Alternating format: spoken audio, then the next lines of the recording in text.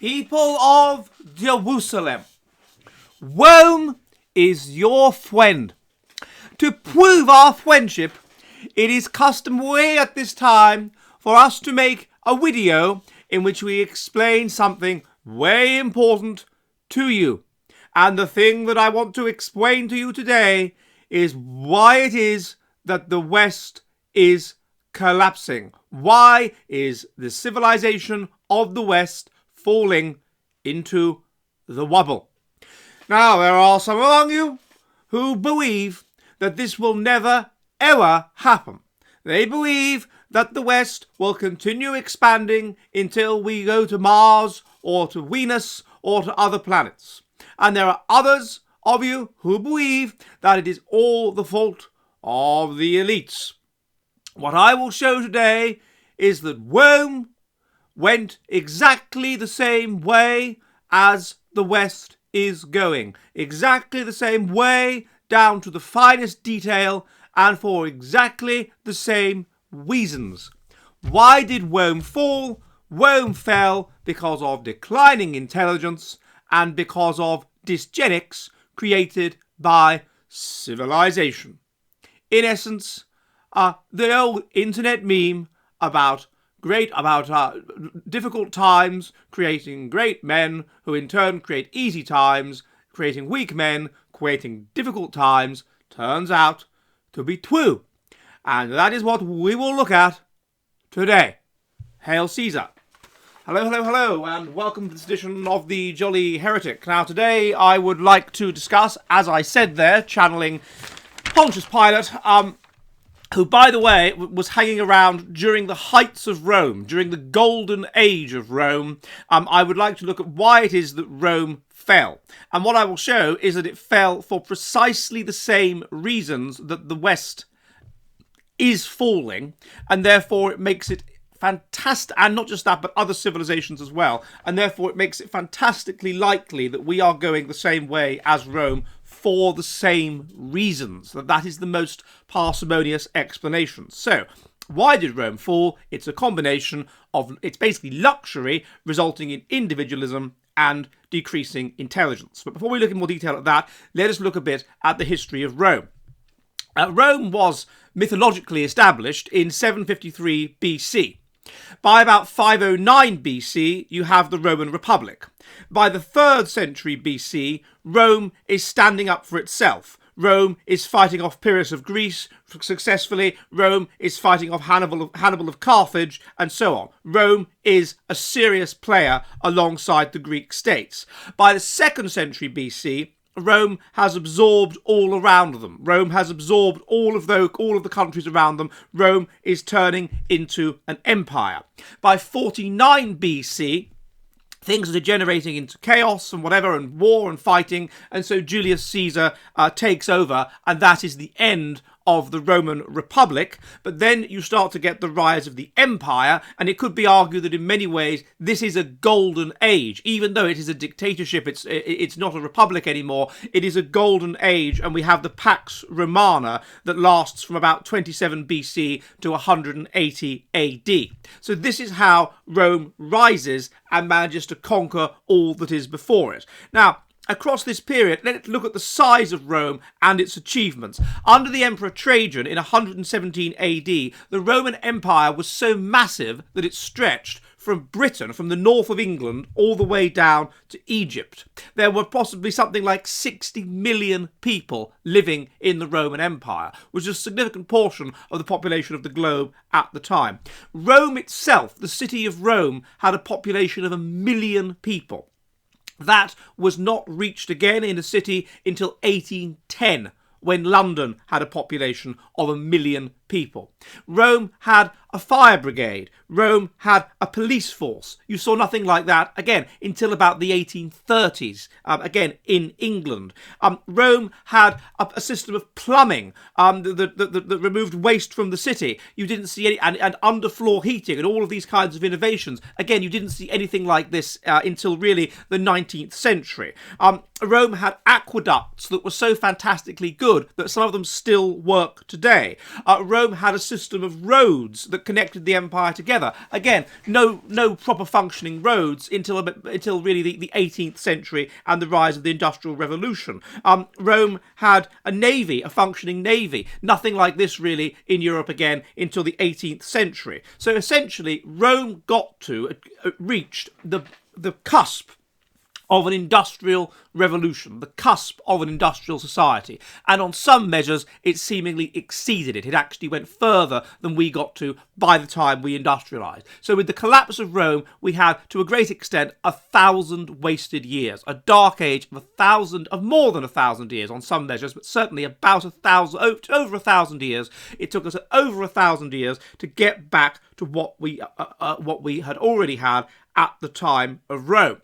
Now, why did this happen? Well, in about the 3rd century, about 235, you start to get a crisis. The Romans withdraw from Britain for a while, and it falls into chaos. You get these constant fighting over who's emperor and whatever. But it's just about held together. Then after the death of Constantine, which is in the 4th century, it really does fall apart. You have barbarians harrying the empire already by about 226, and eventually the barbarians start taking the empire from the Romans, and Rome basically falls apart and splits up. Now, if we look at by 476, it's the end of Rome. They basically release the West over to the barbarians who they've allowed within their empire, who they've drawn upon for labour, and Rome is basically over, and it retreats to the Eastern Empire, to Byzantium. Now, if we look at this period, it's quite interesting.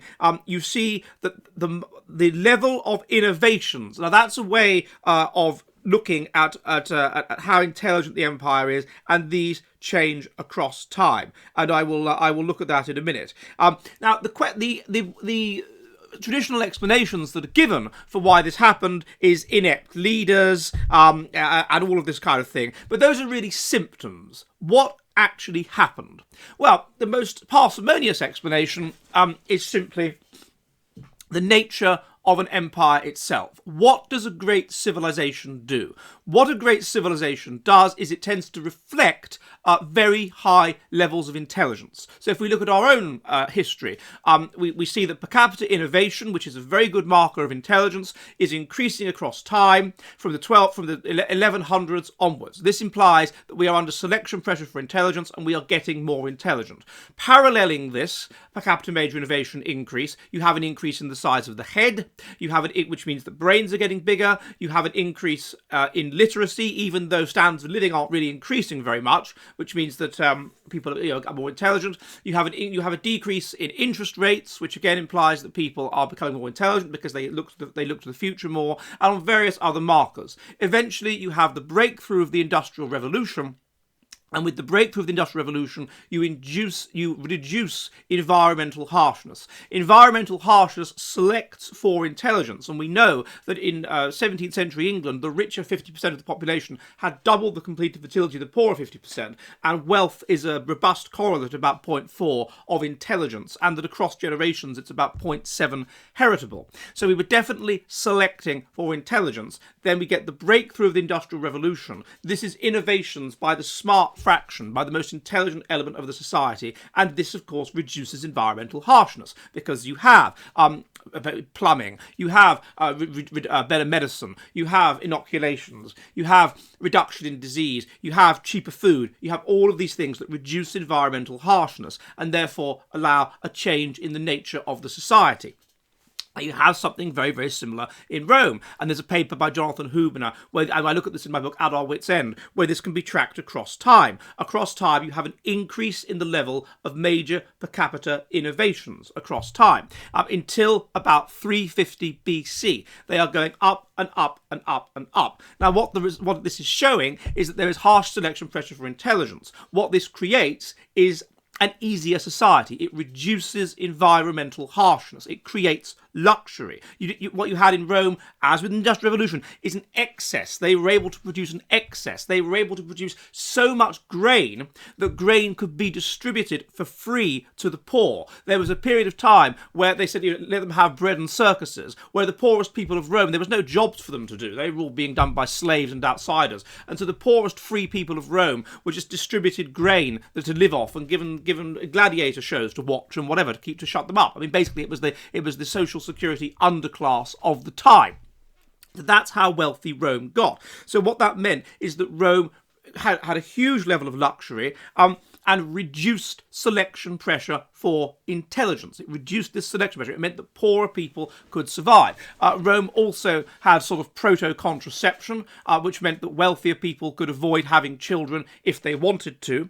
Rome also had a system where you could abandon deformed children and things like this. This was perfectly acceptable, so these people could be gotten rid of. But as this process continued, you have this reduced pressure on intelligence. Now, what this tends to create is an evolutionary mismatch. Our evolutionary match is that we are evolved to live in an environment where there is the constant threat of death and all of this sort of thing. And it's been shown that if you elevate mortality salience, then people become more desirous to have children. What you have with Rome is a reduction in mortality salience, a reduction in the presence of death, and a general sort of evolutionary mismatch where things aren't quite as they should be. And so people that are more environmentally sensitive, they will pick up on this, and they will have a sense of dysphoria. People that are intelligent are more environmentally sensitive. So if you put them in an evolutionary mismatch, they will become more maladapted because they're more environmentally sensitive. And this seems to happen again and again and again. And the result is that intelligent people start to elect not to have children. They don't want children.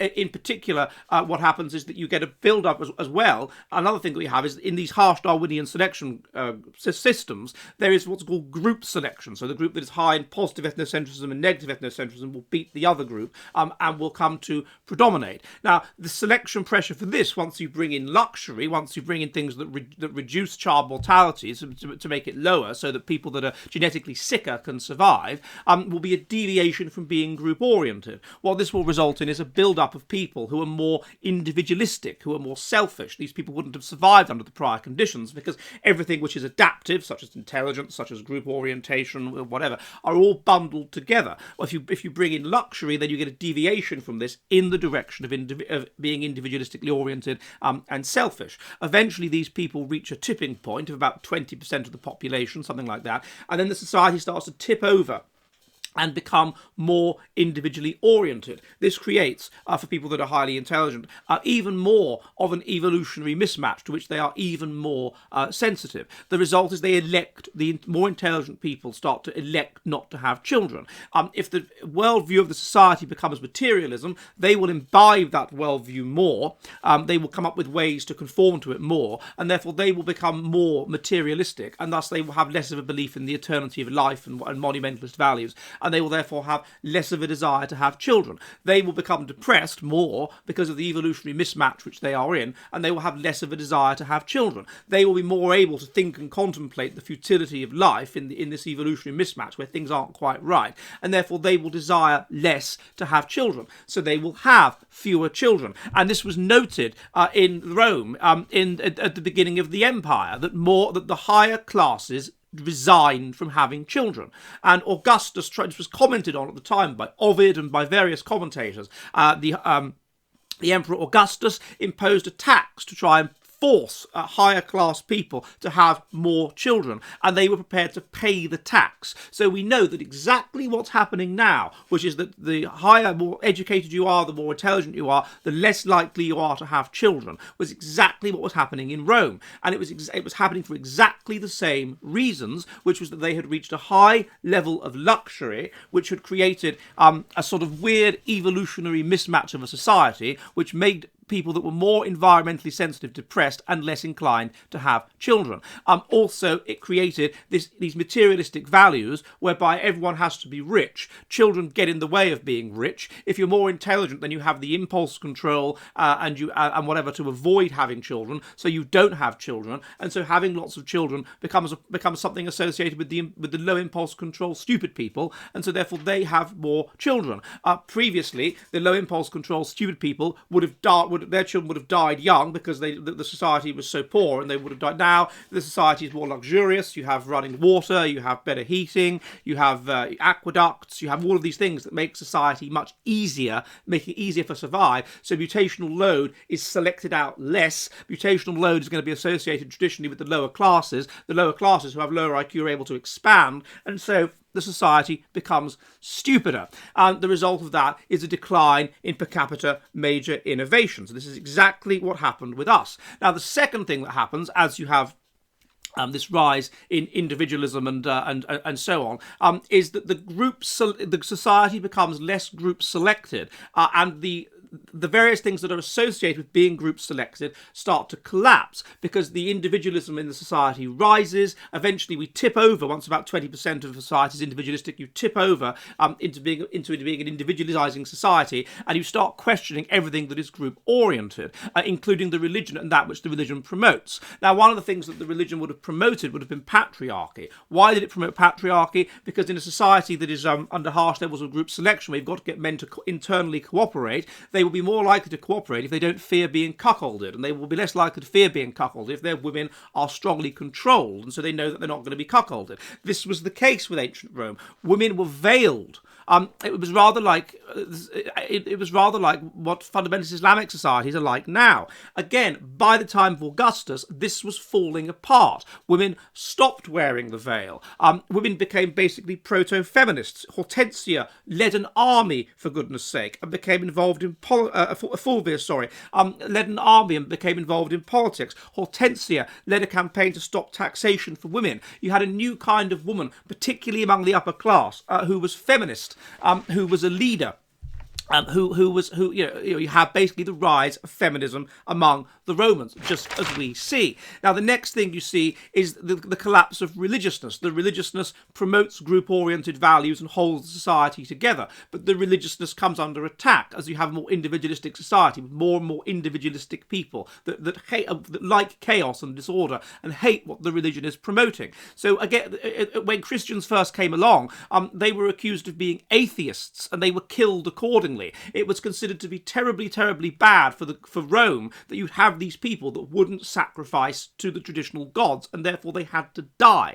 Now, gradually, as we move through, Christianity becomes accepted, Christianity becomes tolerated, and Christianity eventually takes over as the religion of the empire. Now, interestingly, the result of that is a period of being more group selected, where the level of per capita innovation actually goes back up. So it's like a silver age, a revival as the society becomes more religious. But eventually it's not good enough. The collapsing intelligence it suppresses feminism. It does all these things because it's a group selected thing, Christianity. But the collapse of intelligence is too severe, and eventually you collapse into chaos, even in spite of Christianity. Now the next thing, of course, that you have is homosexuality. Homosexuality is suppressed normally by all religions for whatever reason you can go into, but it's considered a bad thing, I guess, because it means that men aren't having children or whatever. It's antenatal or something like that. But it is tolerated. We know from Juvenal and other poets, it's tolerated in late Rome. It's tolerated until Christianity comes along. Anyway, it's tolerated. Equally with feminism, the Christians were commenting, Tertullian commented on women dressing in lascivious fashions and the tolerance of promiscuous sexuality and the tolerance of women bearing flesh and whatever. That was clearly happening by that period of Rome. But equally, homosexuality, until the Christians came along, was heavily tolerated, as it had not previously been. And that again is therefore a marker of a collapse in the religion, a collapse in group selection, a rise in luxury, a rise in all these within the population. Another thing then is the rise of immigration. You always get this in late societies. In 91 BC, the Romans were prepared to go to war to stop people that were not Roman from being given Roman citizenship. By the year 212, they are extending Roman citizenship to everybody living in Italy, and not long after that, you have Germanics and whatever coming into Rome, taking over positions within the Roman Empire, running the Roman Empire. The last Western emperor of the Roman Empire was Germanic. So you have a tolerance of immigration. Why? Well, because previously the religion that promoted the group-oriented religion promoted the idea that Romans are the best, Romans are the dominant people, Romans are God's people, all this sort of thing. And now, as the religion collapses and group orientation collapses, you have a rise in individualism, and you have a rise in these values that are associated with individualism, such as equality, and therefore the belief that everyone's equal, and therefore the belief that we're not the best. And you also have a decadent focus on money over the good of the group, and having immigrants coming in is cheaper, it's cheap labour, that sort of thing. And so therefore immigration is also seen at this point. So every single thing that is happening to us also happened to Rome without exception. And the reason for it was that Rome managed to create luxury. It managed to create, in a very diluted form, what the reduced selection pressures that the Industrial Revolution managed to create. And the result was a very diluted version of what we are seeing now, a kind of foreshadowing of what we are seeing now, a tepid version of what we are seeing now.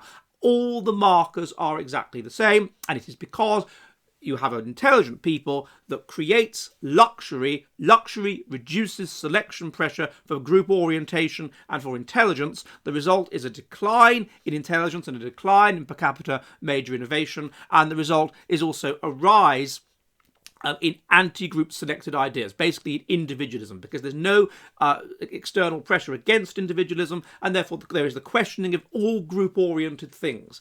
This includes anti-homosexuality, this includes anti-feminism, this includes whatever. These are all questioned, and you have runaway individualism, whereby you gain greater status by being more individualistic, and therefore you have people being atheistic, you have people being whatever, left-wing, basically the left wing of their time. And so therefore all the and this helps to create an even less group-oriented society. All the markers are the same. Declining intelligence, feminism, immigration, homosexuality, atheism, whatever. All the markers are the same. Now, if you want to turn around and say, oh, well, there was something about Rome, there were conspiracy theories there, well, maybe there were. And you would expect that, actually, because the more individualistic people are, then the less the society has structures to stop psychopathic individualists from getting to the top of society. And so once those people get to the top of society, then they might engage with other people like them in, as you might call it, conspiracies in order to maintain their power, to keep themselves in a position of power. So the idea of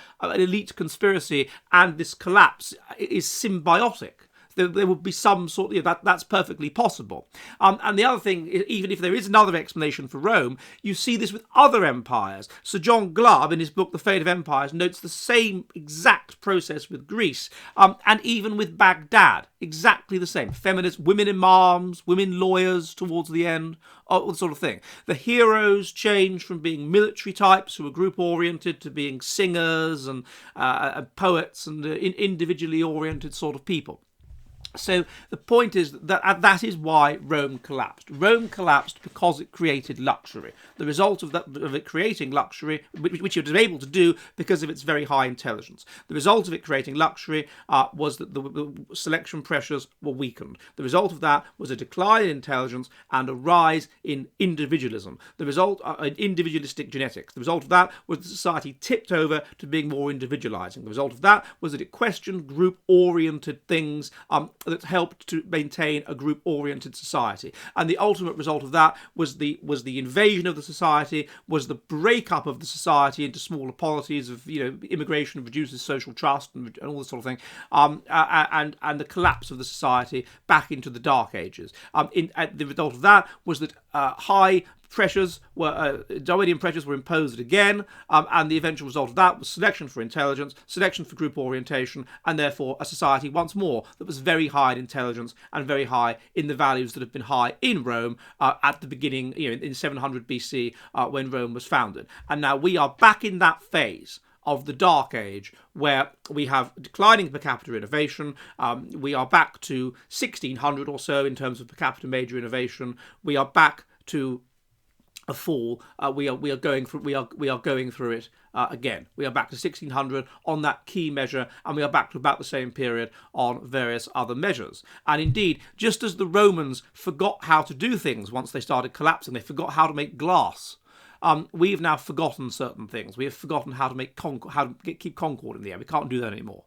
So we're definitely in a dark age, and it's not to do with some conspiracy, or at least it's not substantially to do with that. We're just going through the same phase. And the evidence for that is that Rome was exactly the same as us, even though it didn't fly quite as high as us, and therefore perhaps did not fall quite as low as we might fall. Well, I hope this is a bit of interest. If it has, then please subscribe. It helps me violently if you do that. Remember, I live stream Mondays and Thursdays at 7 p.m. UK time, 2 p.m. New York, and I will see you soon. And goodbye!